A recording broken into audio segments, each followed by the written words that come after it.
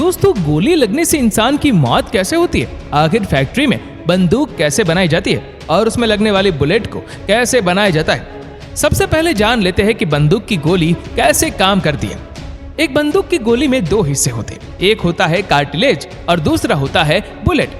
Cartilage एक लंबा cylinder होता है जिसके अंदर गन पाउडर या बारूद भरा हुआ होता है। इस कार्टिलेज के ऊपर हमारी बुलेट अटैच होती है और कार्टिलेज के निचले हिस्से पर बुलेट का हेड मार्क किया गया होता है। जैसे ही एक बंदूक चलती है तो कार्टिलेज के निचले हिस्से पर वार करने से उसमें से एक चिंगारी पैदा होती है जिससे गन पाउडर एक्टिवेट हो जाता है जो बुलेट को आगे धकेल देता है। यानी एक छोटे और कंट्रोल विस्फोट से बुलेट को आगे की ओर धकेला जाता है। यह विस्फोट इतना तेज होता है कि बुलेट बहुत तेज रफ्तार से आगे जाती है और अपने सामने आने वाली हर चीज को चीरते हुए निकलती है। अब चलिए जानते हैं कि फैक्ट्री में इन बुलेट को कैसे बनाया जाता है।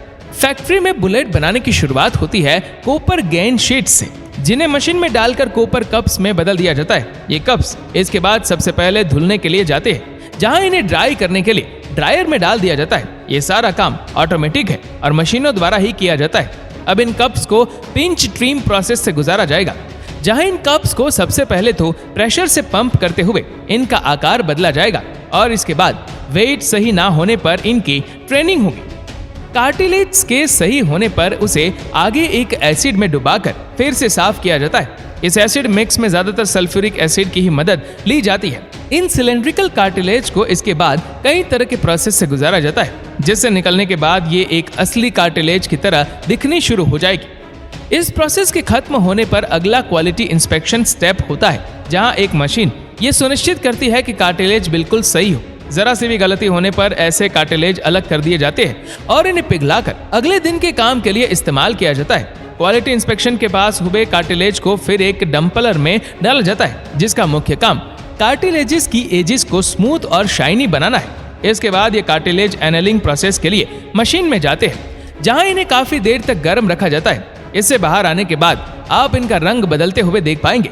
बाहर आने के बाद एक बार फिर से इन कार्टिलेजेस को इंस्पेक्शन से गुजरना पड़ता है। गोली चलाना जिंदगी और मौत का भी सवाल हो सकता है, जिस कारण इन्हें बनाते हुए जरा भी ढील नहीं दी जाती है और बिना चेक किए कभी भी आगे नहीं भेजा जाता। दूसरी तरफ बुलेट बनाई जा रही है, जिसे इन कार्टिलेजेस से भरा जाएगा।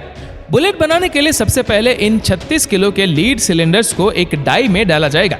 इन लीड सिलेंडर्स को बुलेट भी कहते हैं। बुलेट के डाई में जाने से बिना लेड को हीट किए एक प्रेस इन बुलेट को पतली तारों में बदल देती है। इस वायर का डायमीटर इस बात पर निर्भर करता है कि बुलेट किस तरह की बंदूक में इस्तेमाल की जानी है। बड़ी बुलेट के लिए इन वायर्स का डायमीटर ज्यादा होता है। इसी वायर से अब बुलेट की कोर बनाई जाएगी और कोर का ज्यादा मोटा होना गोली के एयर रेजिस्टेंस को बढ़ा देता है और गोली ज्यादा स्टेबल हो जाती है। इस वायर को एक सुलग कटर मशीन में डाला जाता है, जहां ये मशीन इसे छोटे छोटे हिस्सों में काट देती है। इन हिस्सों को लुब्रिकेंट किया जाता है और आगे कोर हेडर मशीन में भेज दिया जाता है। कोर के बाद बुलेट के नुकीले हिस्सों को बनाने के लिए टंगस्टन और स्टील का इस्तेमाल किया जाता है। इसके बाद तैयार हुई बुलेट्स को कार्टिलेज के साथ मशीन्स अटैच कर देती है।